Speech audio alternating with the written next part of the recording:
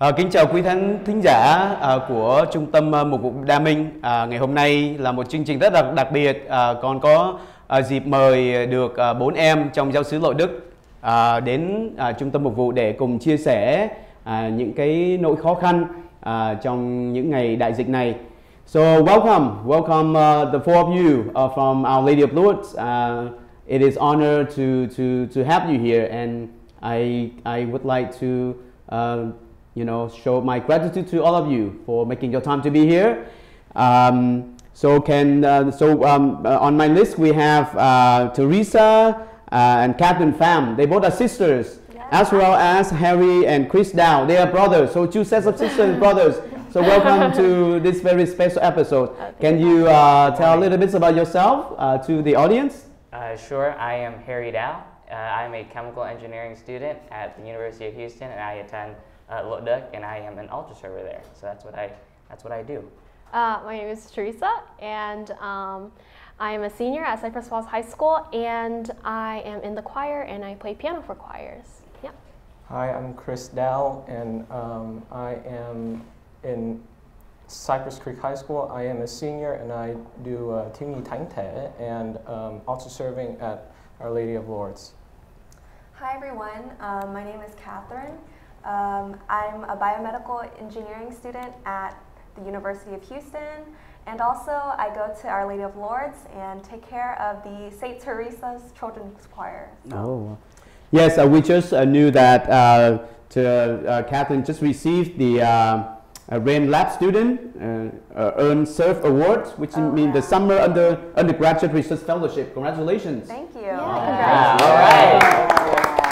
It's an honor. Okay, so how about we begin with a song, right, to kind of warm up a little bit, and then we'll enter into the program. Bây giờ chúng ta sẽ tặng cho quý vị một bài hát bằng tiếng Anh trước ha. We're gonna sing the Vietnamese song later, but so bây giờ chúng ta hát bài tiếng Anh để tặng cho các bạn trẻ đang theo dõi chương trình này. Sure. So cái bài là Hold Us Together. So we living in this very difficult moment, and hopefully there's something that hold us together.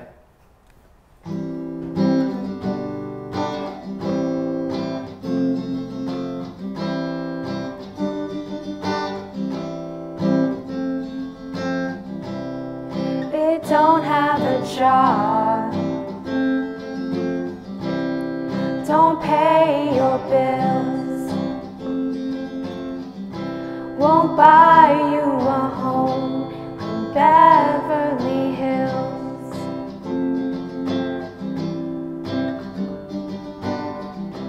Won't fix your life in 5 easy steps. Ain't the law of the land or the government, but it's all you need, and love will hold us together, make us a shelter to weather the storm, and I'll be my brother's keeper, so the whole world will know that we're not alone. It's waiting for you, knocking at your door,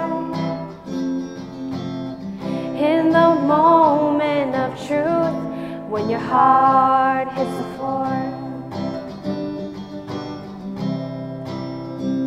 And you're on your knees, and love will hold us together, make us a shelter to weather the storm, and I'll be my brother's keeper, so the whole world will know that we're not alone. Lean on me when you're not strong, and I'll be your friend. I'll help you carry on, for it won't be long till I'm gonna need somebody to lean on, and love will hold us together, make us a shelter to weather the storm, and I'll be my brother's keeper, so the whole world will know that we're not alone. Wow, Great, give us yeah. a round of applause. Yes, thank you, thank you. Hopefully it will change the atmosphere a little bit. So, so let me ask you some questions about those days that most of us are living at home. Okay, so how did you cope with the pandemic thus far? How you cope with it?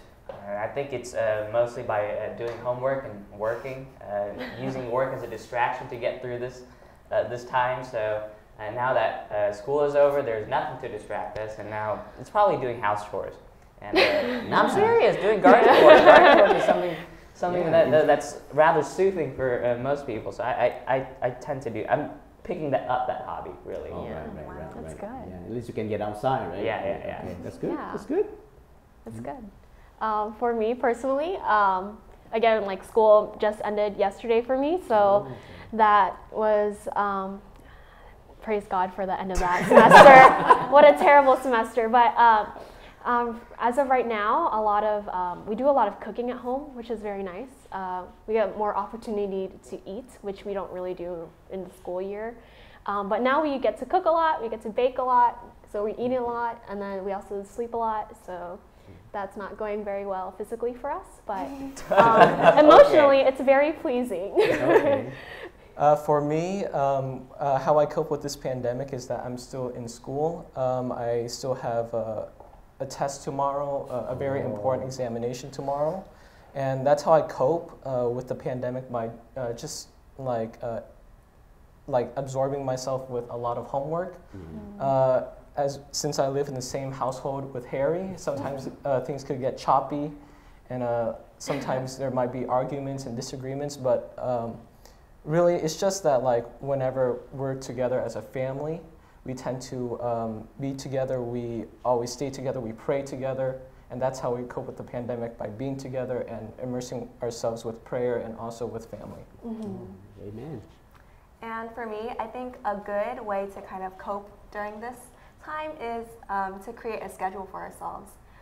Throughout the day, typically we spend our whole day like at school, so we kind of already have a set schedule, like when to eat, when to do homework, when to hang out with friends, and that should be the same for us at home too. So recently at home I've been doing kind of like research work and also doing school and balancing other things like exercising and praying. So definitely making a good schedule to keep yourself going throughout the day will help cope during this time. Yeah. Yes. Hopefully these are the few tips for the young people out there. The whole point is keep yourself busy, right? Don't let yourself be idle and doing nothing. Yeah, you will get bored to death, right? Yeah. So keep yourself busy. Okay, so the next question: how did the pandemic affect your faith? I think I believe that it does affect a lot of young people's faith. So they would like to hear from you. For me, I would say it doesn't, but in a sense that it did, because you're further from the sacraments. So that's kind of difficult to work with. You don't have that routine that Catherine talked about of going to Mass or attending volunteering activities on Saturday. And that kind of throws your rhythm off, and trying to work with that by attending these daily live stream masses. Well, it kind of helps, but you're still missing the overall, goal of it. So getting by with that is sufficient, so to say, for now. Yeah, and at the same time, it's not, because although we do have Mass on live streaming, it's better than nothing, obviously, but being able to like physically come to a church, there's something very different about that. So I've been very thankful to be able to come just to like work with the choirs and play piano, but I realized in my own personal faith life that physically coming to church is something that is kind of like a mini retreat for me in a way, because sometimes at home you have like difficult situations that happens, and being able to leave that behind and fully be attentive to attend Mass is very important. And I think also it kind of brought light to some of the parts of our faith that we were neglecting, because during the school year, maybe we're a lot busier than we would be like being at home right now. So we realized that we have a lot of like that empty space that we've been kind of neglecting with the time. So definitely we kind of realized the parts that we were missing during our school life in our faith. Yes, definitely. It kind of hinders my faith a little bit, because sometimes I don't feel the hunger for the Eucharist. But and also, like, I teach 7th graders at at LOURDE, and sometimes because of the pandemic, I feel like I'm not doing my spiritual duty by teaching the 7th graders the faith that that they need to kind of like understand, because during these times the pandemic can distract you from your faith. It can it could hinder your faith by like saying that, why is God letting this happen? You have a pandemic and God's not doing anything. It feels like God's not doing anything, but in the future, you could say that God is putting us through this pandemic because He wants the best for us. He wants us to become better people, better Catholics. Yeah, sure thing. For me, I feel like definitely this pandemic was like more of a challenge for me. During the first few weeks, it felt kind of fun, you know, being at home. But I feel like, especially for us human beings, like something like a pandemic is helpful for us to kind of, kind of guide our way, face our way towards God. So definitely during this time, it was a lot to adjust to, you know, attending Mass virtually and attending different like virtual retreats. And yeah, I'm still learning how to kind of adjust to kind of this new normal, but definitely I want to spend this time to grow more in my faith. Yeah.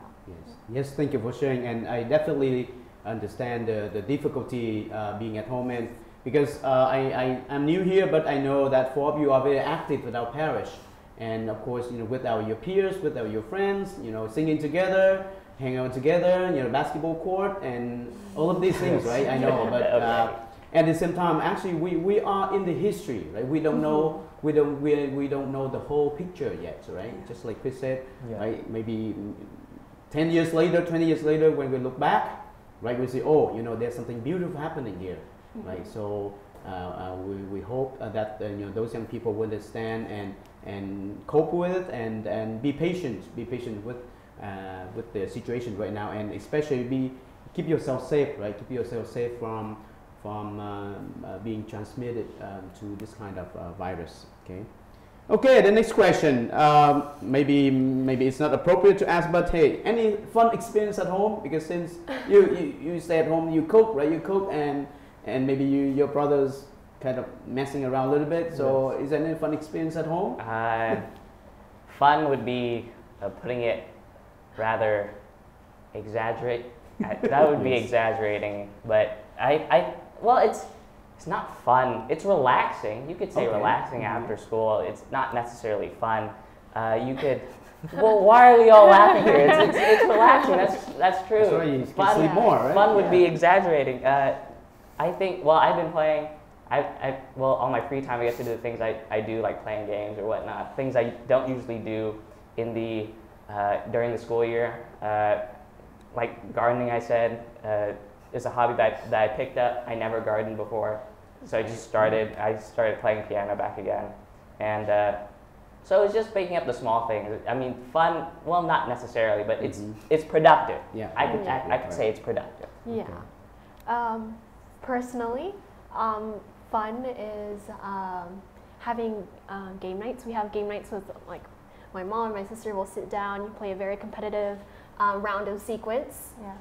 Sequence. Yes. Sequence. A very rigged game of sequence, and then we'll cook a lot, which is also very fun, and especially when something goes wrong. And yesterday we were making wontons, as we said before, and we were, you know, kind of making it a competition. We're very competitive people, so that's where it comes from. Okay. All right. So we're just like, oh, whose looks better, or you know, mine's more, So yeah, that's kind of our thing. And we also have like a scheduled game night, like between our group of friends in the choir, since we don't get to see each other, so we Zoom each other like on Wednesday nights, and we play like online games together, which is really fun, and also being able to catch up the week and like kind of hang out, having that missing time again. Yes. Yeah. For me, I'm still in school. However, I do have some free time in between, which I kind of like mess around with Harry and my sister and my mother, my parents. What I just do is that I just check in with them and say like, how are you doing? How's work? How's schoolwork? How's online school going?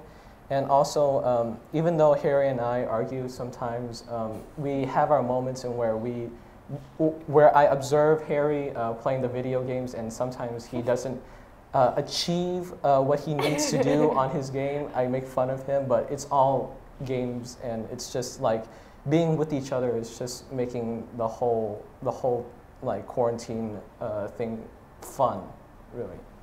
Yeah, most definitely. Having siblings is kind of a perk, you know, to have. You're not, you know, lonely all the time. You have to watch what you say on the show. I mean, never mind. But at home, what I enjoy doing is exercising. So I go on YouTube and I learn. I look like cardio workouts, things like that to keep me, you know, healthy. And also, hanging out with my sister full time. 24 hours a day. There's nothing better. It's free. Yeah. It's free. No charge. Yeah. Yes. Yeah. Yes. So of course, you have families members, right? And for those who don't have siblings, right? So maybe it's a harder time for those kids as well. So we keep them in our prayer.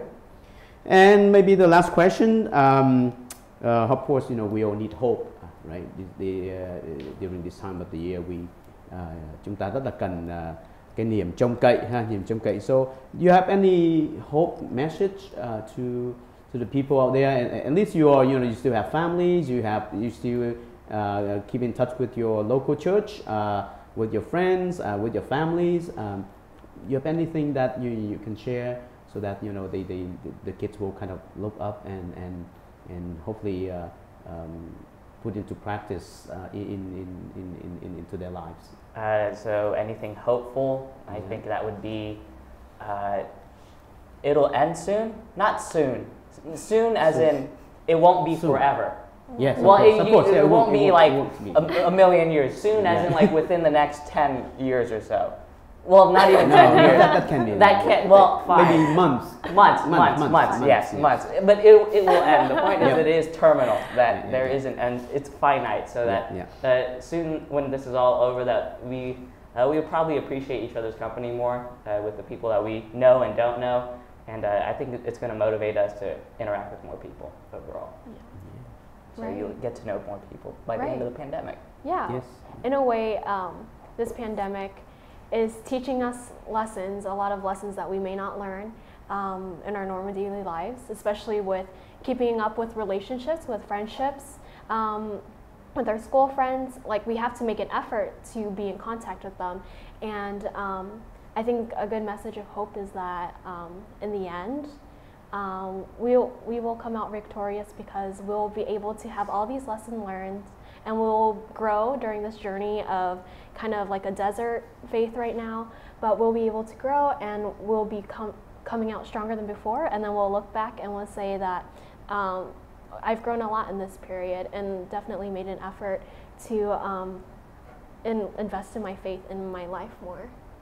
Yeah, and a lot of people, some people, or like a good portion of people, are still anxious about why this pandemic is happening, like why are there so many deaths, there's so many cases during this pandemic. And the only thing, or the only message I have for those people that are very anxious, and kind of depressed during these times is to let go and let God, which is something that that kind of resonates with how I cope with things as well. Let go meaning that you should let go of the things that worry you, let go of the burden that's like that's on your back, and like carrying you down and like putting you down and probably not being the best person that you can, and let God just like work within you, work within other people, so that they could like transform yourself into the best person that you can be, and grow in your faith as well. All right. Yeah, and I agree with Chris, definitely. During this time, many things that we see like on TV and stuff can affect our kind of mental health. And my message of hope, or kind of like a suggestion, is to kind of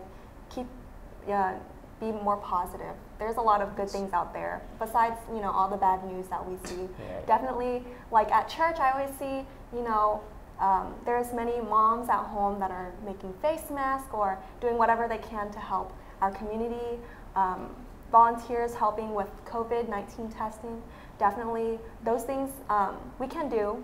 Nothing too big. Anything that we can do, you know, in our homes or out in our community. Definitely take the chance and, you know, be the good news during this time of the pandemic. Yeah. Yes, thank you for all the wonderful messages to the young people, and hopefully these messages will kind of you know, reach to their ears, to their life. So of course, you know, we all need hope. Right? Hope is also a virtue. Right? It's also a virtue for our faith, and so we're gonna sing a song again, right? We're gonna sing a song. Yes.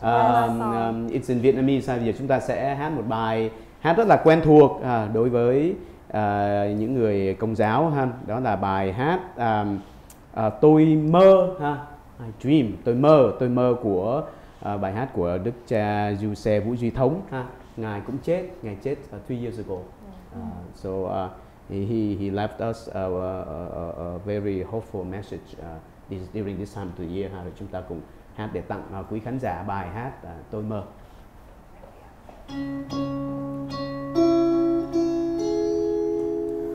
Tôi mơ là chén thuốc thân cho đời sức khỏe định nhân chẳng còn. Tôi mơ là nước là cơn cho người đói khát thoát cơn bần hàn. Mơ sao biết muốn kho tàng cho ai thiếu đến sẵn sàng lấy đi. Mơ làm bất cứ điều chi cho tha nhân được chút hy vọng đời. Tôi mơ rộng lắm bầu trời trắng bên sao rạng ngời như gương. Coi đời tỏa sáng yêu thương, người người chung bước lối đường thật xinh. Coi đời tỏa sáng lung linh, người người chung bước thật xinh lối đường. Coi đời tỏa sáng yêu thương, coi đời tỏa sáng yêu thương. Tôi mơ là chút nắng hiền, chân trời sáng tỏa màn đêm lùi dần. Tôi mơ là gió hiền ngoan đem về thoáng mát xóa tan nực lòng. Mơ sao trên mọi cánh đồng xanh thềm lúa để thoa lòng ước mong. Mơ là nước mắt dòng sông xóa đi bên đục bên trong cuộc đời. Tôi mơ rộng lắm bầu trời trắng lên sao rạng ngời như gương. Coi đời tỏa sáng yêu thương, người người chung bước lối đường thật xinh. Coi đời tỏa sáng lung linh, người người chung bước thật xinh lối đường.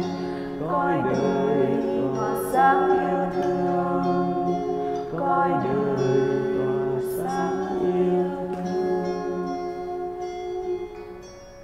Và đúng như vậy, ai cũng muốn mơ là mình chén thuốc, mình là cái người để cho người ta bám víu, mình là cái phao, mình là cái tình yêu, mình là những cái lời chia sẻ ngọt ngào để xoa đi những cái nỗi đau buồn của nhiều người trong những thời gian này. Và vì vậy chúng ta tiếp tục mơ, chúng ta tiếp tục mơ để chúng ta trở thành những cái gì đó giúp ích cho xã hội, giúp ích cho đời. Một lần nữa, cha I forgot to introduce myself. Đây là cha Phó Doan Hoàng Thị Sơn, cha Phó Đức Mẹ Lộ Đức. Đây là các bạn trẻ đang sinh hoạt trong giáo xứ, và thực sự đây cũng là một cái big encouragement for me, because it's always hard to leave from the old ministry to the new ministry. But when I'm here, I see a lot of wonderful young people willing to dedicate their lives for the ministry of the church. So một lần nữa cha rất là cảm ơn các con đã bớt chút thời gian. Hopefully you have more time now, right? And thank you for all your thoughts, all your insights, your message to the young people. Cầu chúc tất cả các con luôn được nhiều tràn đầy ân sủng của Chúa, trở thành những người con gương mẫu trong gia đình, và tiếp tục giúp giáo xứ cũng như làm gương cho các em trong giáo xứ của chúng ta. Hopefully we're gonna do something more, something meaningful, more, or get the more people involved in this ministry. Rất là cảm ơn tụi con. Thank you for having us. Thank you tụi con nhé. Rồi chúng ta kết thúc tại đây ha. Rất là cảm ơn sự theo dõi của các bạn trẻ cũng như quý vị. Once again, thank you for watching us and follow us. If you like it, then just let us know, and hopefully we do something, maybe different each time. Rất cảm ơn sự đóng góp cũng như ủng hộ và theo dõi của quý vị. Xin Chúa chúc lành.